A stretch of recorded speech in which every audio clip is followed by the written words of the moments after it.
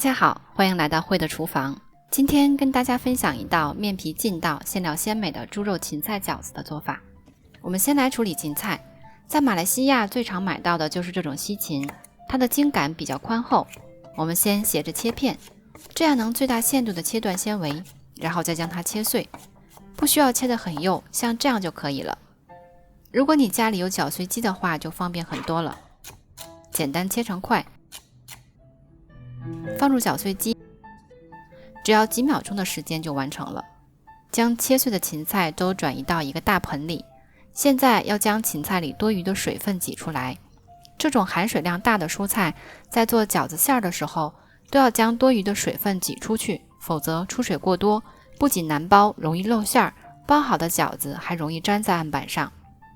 这里不需要加盐，因为不需要将芹菜挤得太干，我后面的馅料是不打水的。将处理好的芹菜碎放入容器里，盖上盖子，防止风干。剩下的芹菜汁儿是非常有营养的，当然不能浪费。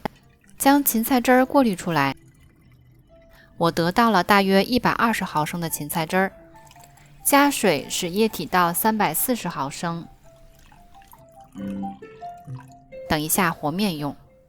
今天用到干面粉700克，加入1克盐，搅拌一下。边搅拌边倒入芹菜汁儿，一点一点的倒，先将面都搅成棉絮状，然后用手将它们揉成团。我们今天用到的是一个比较硬的面团，一开始很难将它们揉成团。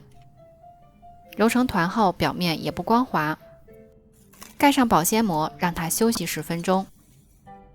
10分钟后，我们再将面团揉2分钟，盖上保鲜膜，让面团休息1个小时以上。这个时间，我们开始准备饺子的馅料。猪肉碎700克，葱35克，切碎；姜5克，先切片，然后切丝，最后切碎，切得尽可能碎一些。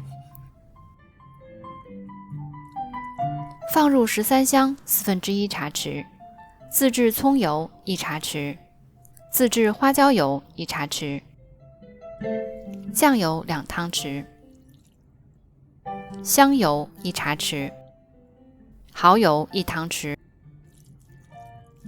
顺着一个方向将调料与肉搅拌均匀，肉会由松散变得粘稠。肉上劲儿后，放入芹菜碎，从盆子的中心开始画着小圈儿，边转动盆边搅拌，将肉和菜搅拌均匀。搅拌好后放到一边，我们将面团再揉2分钟。如果你包的是蔬菜馅的饺子，一定最后包饺子之前才放盐。蔬菜出水，饺子就容易失败，可以准备包饺子了。放入盐6克，充分搅拌均匀。我们开始做饺子皮，将面团切成4块，留1块，其他面团盖上保鲜膜，防止风干。简单揉圆，在中间的位置戳一个洞，伸展这个圆环，断开，将面揉成长条，右手拇指压住1拇指长宽度，握住，紧靠右手，左手从后面握住，左右手同时向相反方向用力，一个小面团就下来了。圆柱形立在案板上，按扁。同样的方法，我们做成大小约12克每个的小面团，按扁。你也可以用切的方式。擀饺子皮的时候，右手按压一次，左手转动饺子皮一个角度，一边擀皮一边转，左手旋转的角度要一致，切不要超过90度。擀出来的饺子皮要大小一致，薄厚一致。也可以撒少量的干面粉，面越软，需要的干面粉越多，但煮出来的饺子皮会看起来黏糊糊的。所以如果你使用的是一个比较硬的面团的话，我们就尽量少用干面粉。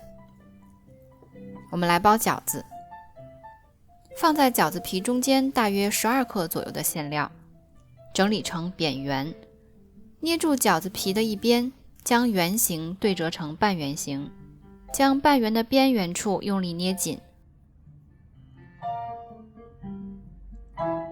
将饺子卡在右手虎口位置，右手的食指沿着饺子弧度托住，右手拇指按压住一半的饺子边缘，另一半由左手拇指压住，这样2个拇指及右手食指同时用力捏，2只手向中央挤，一个元宝饺子就包好了。